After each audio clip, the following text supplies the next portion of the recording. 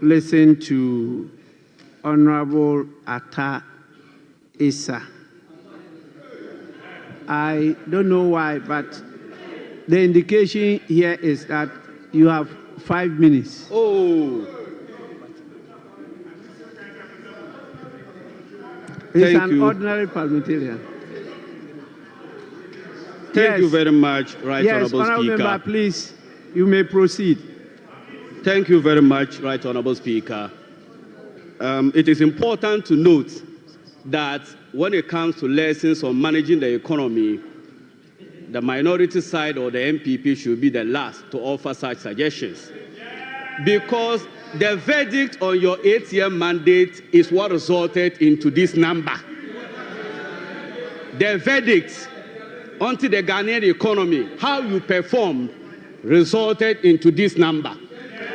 I dare say the 2025 budget is the most well-received budget if you follow various stakeholders in our Ghanaian economy.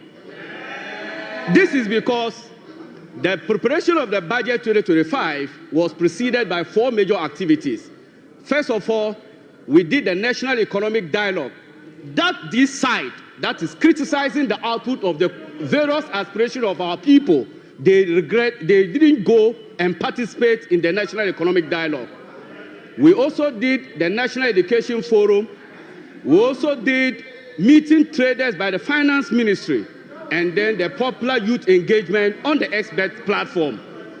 Mr. Speaker, it is important to also note it is normally observed, if you look at previous or historical trends, that when a new government comes, having subjected us to economic hardships like this, where incidence of poverty is 23.4%, what it means is that 1 out of every 4 Ghanaian is very poor in Ghana as we speak.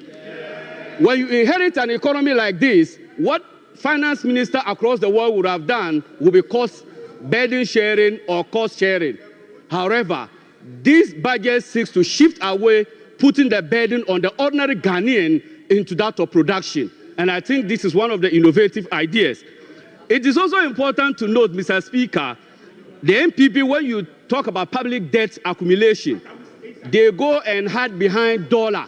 They do it in dollar rated and say that the NDC government added this amount in dollars and they added this amount in dollars.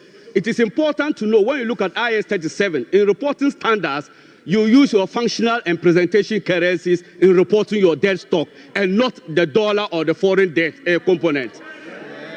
Mr. Speaker, in 2015-2016, an asset quality review was done by the Bank of Ghana and the IMF, where it projected that the total depositors amount that was at risk as a result of poor banking supervision, poor corporate governance strategies employed by the banking sector, we needed 9 billion Ghana cedis to recapitalize our banks.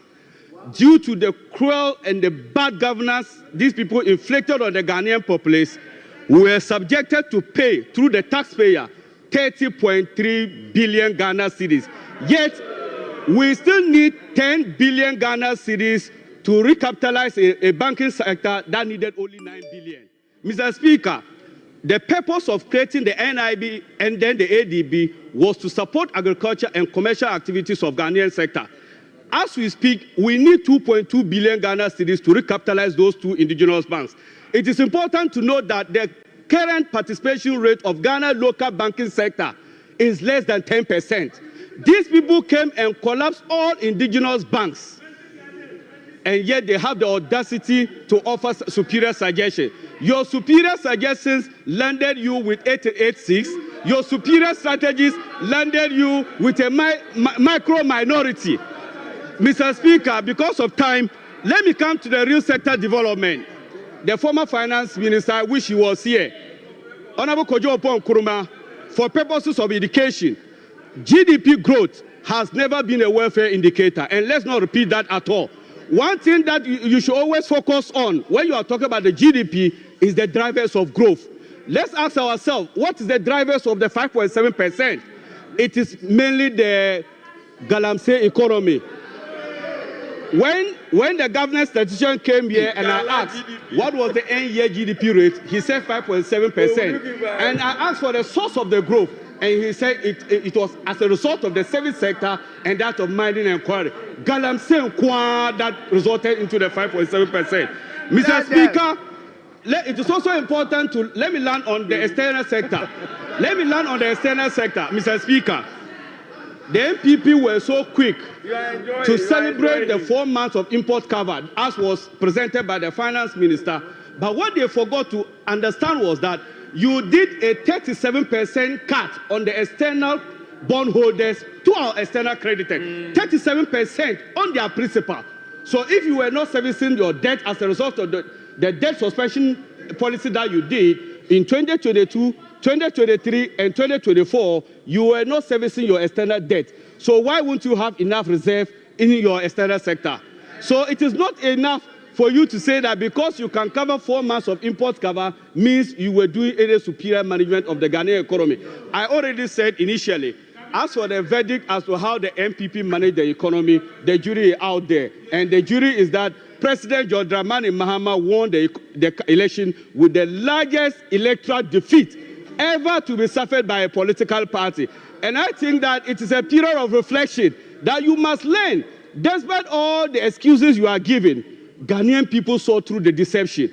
And no more deception to the Ghanaian person. The average Ghanaian knows that 2.3 million Ghanaian people cannot afford 3 square meals. That is the bread and butter issue that this budget seeks to do. Thank you so much, Mr. Speaker. I'm grateful.